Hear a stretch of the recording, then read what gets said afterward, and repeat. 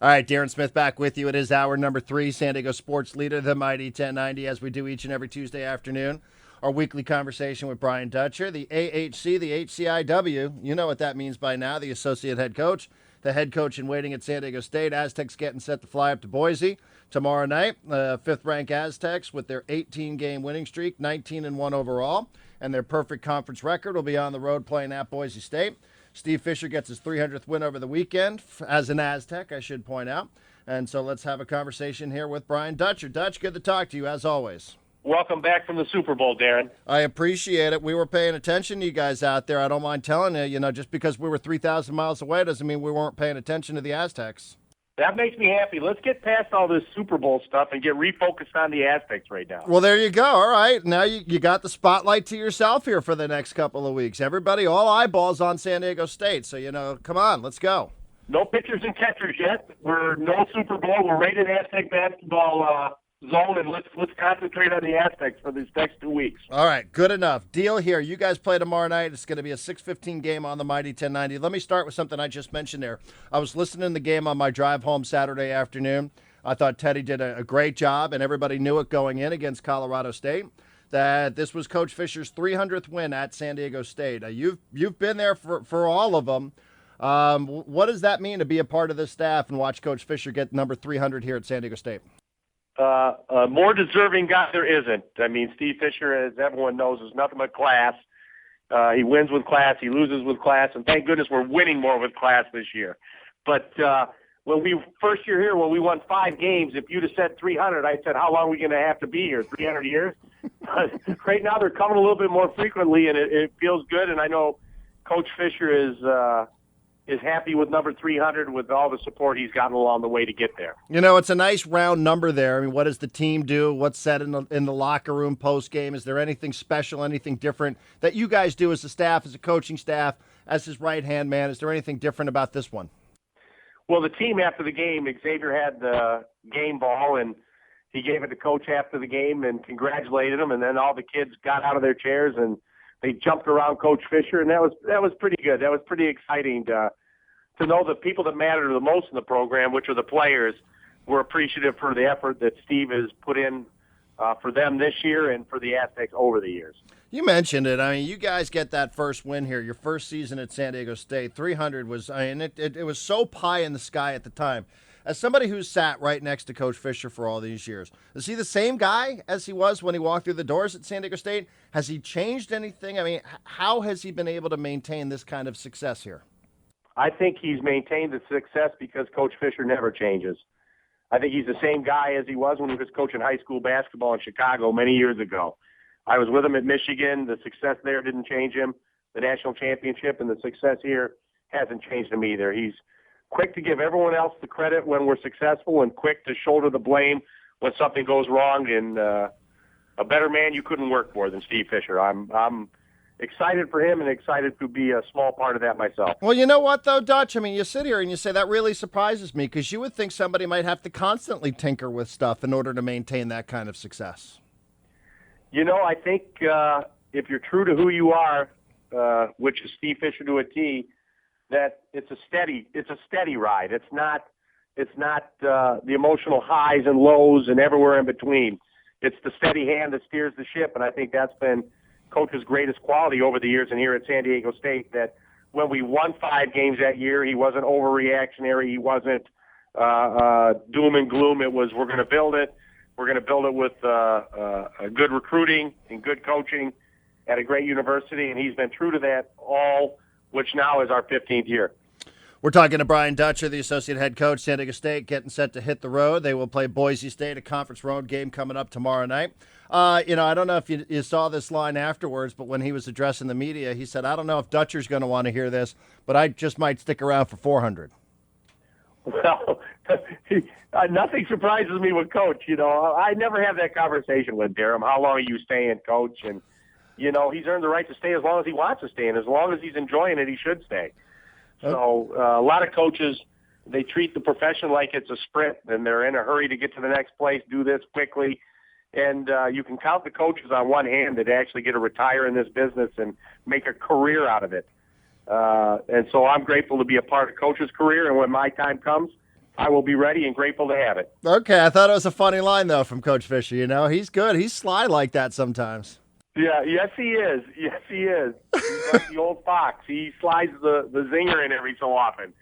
So I don't know how long Coach will stay, but like I said, I'm enjoying my time, no matter how long it is. 300 is such a great number, Dutch. You know, I mean, obviously you understand that. You understand all the hard work that goes into it. Generally speaking, though, how much different is it for you and for Coach Fisher when you travel? You know, when you walk into a kid's house, in terms of how much people are asking you about your previous stop at Michigan versus your current job at San Diego State? I mean, how much has that dynamic changed? Well, the kids we're recruiting now, it's the parents that might ask about Michigan. None of these kids were born when we were there, hardly. And so the Michigan days are behind us as far as the players we're recruiting are concerned. Maybe they get a chance to watch the Fab Five documentary or turn on the Big Ten Network and watch a recently released one on the 1989 National Championship. But mostly it's all about San Diego State, which is the way we wanted it. We said when we got here, if we were still talking about Michigan in year 3 or 4, we weren't doing the job here. And so most of the talk is about San Diego State. The parent that may have been a part of that Fab Five era, the 89 championship, will bring it up. But other than that, the kids are pretty much oblivious to it. Talking to Brian Dutcher, San Diego sports leader, the Mighty 1090. Well, Dutch, you guys roll along. 18 straight now, 19-1 overall, still ranked inside of the top 5. You guys will play Boise State coming up tomorrow night. Let's go back over the weekend here, Colorado State at home. When did you find out that you would be without the services of Josh Davis and Dwayne Pulley?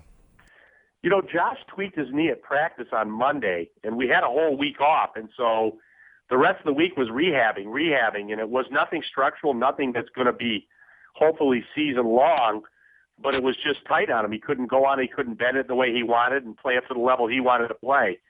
And so he continues to do the rehab, doing a little bit more in practice. So we're hopeful for Wednesday, but I think it'll be truly a game-time decision. See how he's doing over the next today and tomorrow, and see if he's ready to step out there and help us get another victory. I know what a game-time decision means in football because I see these guys out there on the field sometimes before the game, and the trainers and such, and the general manager. Sometimes everybody's watching, the position coaches, and they're putting through drills.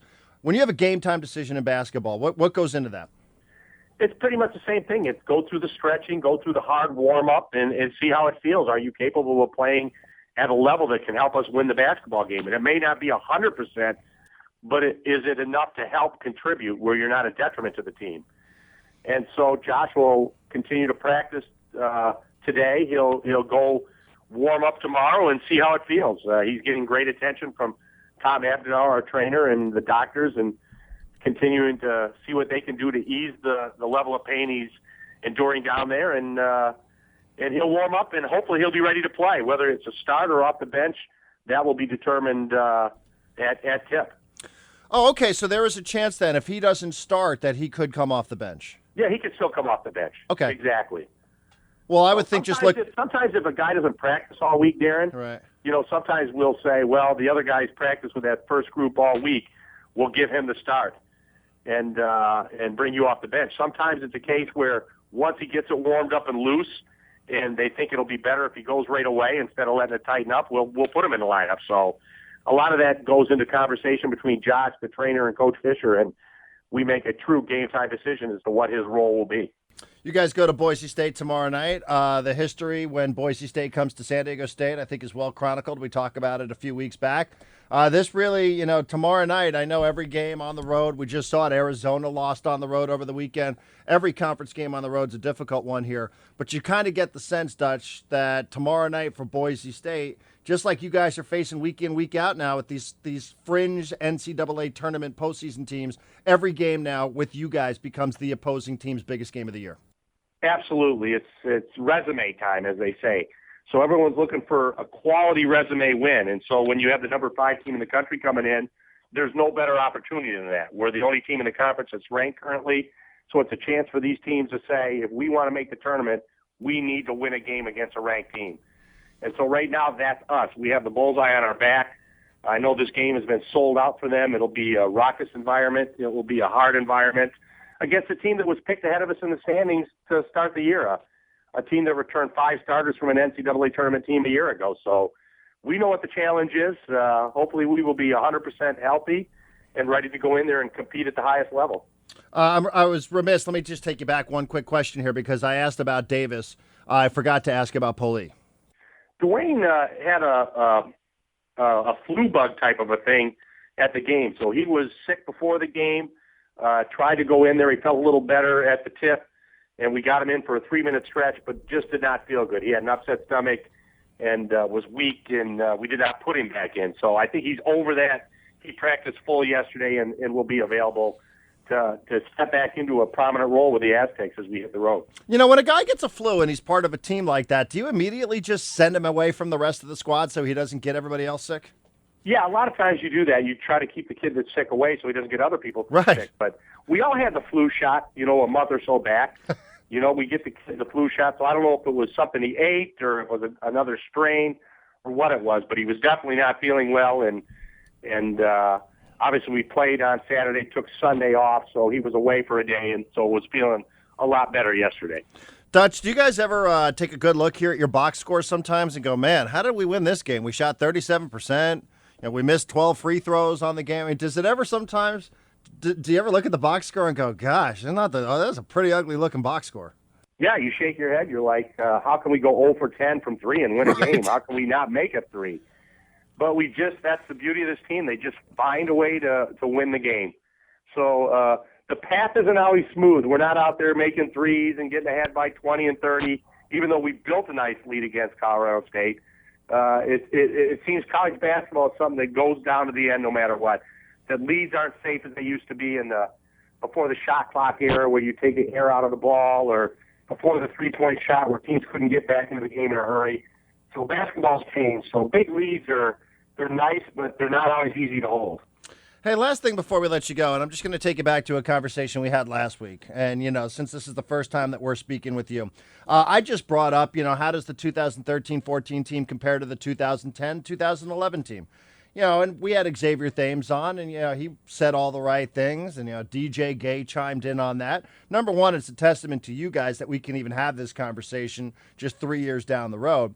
But I just wonder, how do you think that this year's team would fare against that team from that, a couple of years back? The most successful team in Aztec history. Yeah, I think it'd be a heck of a challenge for this team to play that team. I think we scored the ball a little bit easier with that team. We had a little bit better shooting. Obviously, Malcolm and Billy were both seniors at that point, mature in the paint, able to score in the low post. So I think that team might have scored a little bit easier than this one did. I'm not sure it guarded as well as this one does. This one may be a little bit better defensive team than they were. I think Skylar Spencer's ability to block shots, our length on the perimeter, we're a little bit taller and longer, makes it harder to score on us. So maybe this team might have been a little bit better defensively. That team might have been a bit better offensively, and so it'd be the classic matchup. It'd be the Broncos versus the Seahawks. Would defense or offense win? Even though that 34-3 team played some darn good defense too. So you think then that the defense wins? The Seahawks won that game. I don't know. I don't know. Is that what you just said, Dutch? This is like who's the greatest running back of all time. I just like the fact we're having the conversation about this year's team in regards to that team, because that was a special team, the all-time winningest team in school history. And you think about that team, we lost 3 games, twice to the Player of the Year, Jimmer Fredette, and once the runner-up, Kemba Walker, or vice versa. I don't know which was Player of the Year and which was runner-up, but we lost 3 games to the top 2 players in college basketball. So that was a heck of a team. That was one of the finest in Aztec history, obviously. No doubt about it. Maybe the finest. So this year's team certainly has a chance to leave its mark as well. Dutch, safe travels. Thank you very much for the time. We'll all be watching and listening tomorrow night, 6:15 against Boise State. Thanks, Darren. We'll look forward to catching up next week.